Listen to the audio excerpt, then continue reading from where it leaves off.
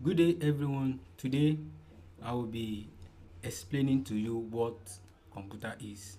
I will make sure I break down the definition of the computer to explain it very well. Now, what is computer? Computer is an electronic device. Computer is what? An electronic device. Why do we call computer an electronic device in the first place so that we can understand very well? Why do we call it an electronic device? Anything we call electronic, that means that that thing uses electricity power. You understand? It uses power. Like your TV set at home, you connect it to the power before you can put it on. So anything that we call electronic device, that thing uses power. So also computer uses power. That is why we call it an electronic device, because we need to connect our computer to power before we can use it, most especially our desktop computer. Then also our laptop computer, to charge it you need to connect it to power before you can start using it. So that is why we call computer an electronic device. Now let's continue. Computer is an electronic device operating under the control of instructions. Operating under the control of instructions. Now let me explain that. Computer cannot operate on its own except you have already programmed that computer to do so. So if you are yet to program any computer to work on its own, it cannot operate on its own. You understand? So you give computer an instructions. You give computer instructions rather. You understand? Before it can start operating. You understand? So it doesn't work on its own. It works under the control of instructions. You understand? Then this instruction are stored where?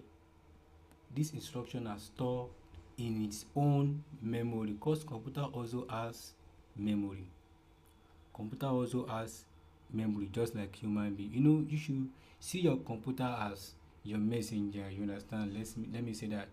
For example, now you want to send a messenger somewhere. You call him and you start telling him what you want to do for you. You understand? It's like you are giving that person an instruction. That person will have to store all those instructions you are giving him in his memory. You understand? So also computer has its own memory where it store instruction given to it. You understand? So computer stores all the instruction given to it in its memory. You understand? So let's continue. Now all these instruction that's being stored in a computer's memory. You understand? Computer accept all those instruction or the data as input. It accepts all these instruction. Another name you can call instruction is data. It accepts all those instruction or data as what? As input. So anytime you are sending in instruction or data into your computer is accepting it as input. And we have a lot of devices. Maybe in another class I will mention all those devices that we can use to send data or instruction into our computer. We have a lot of them. You understand? Let me just mention like two. We have keyboard and we have our mouse. You have keyboard and mouse. So those are part of devices we can use to send in data or instruction into our computer. You understand? So after that, after computer accept the data as input, the instruction you are given to your computer, after it finishes accepting it as input, computer will now do what? Computer will now process the data. computer will process the data according to what? According to specified rules. Don't forget I used example of a messenger earlier. You understand? When you are sending your messenger somewhere, you tell him, or you want to give him something to do. You want to tell him what he has to do for you. You have to tell him that, okay, this is how I want it to be done, this particular time I want it to be done. You are giving that person instruction, and you are also giving him rules. Also, you give your computer instruction. You understand? Then after computer has already accepted all those instructions as input, computer will now process the data according to your specified rules, according to how you want it done. You understand? So after that, computer will now produce information. You need to know that information is quite different from instructions, and it's quite different from data. And like I said, instruction is also the same thing as data, you understand, as far as computer is concerned.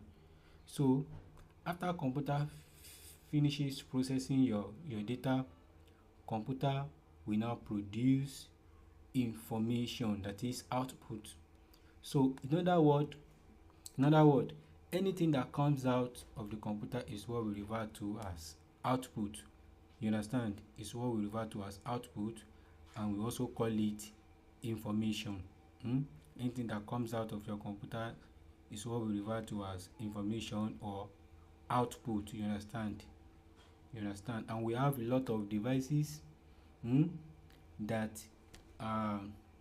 computer uses as output device. You understand?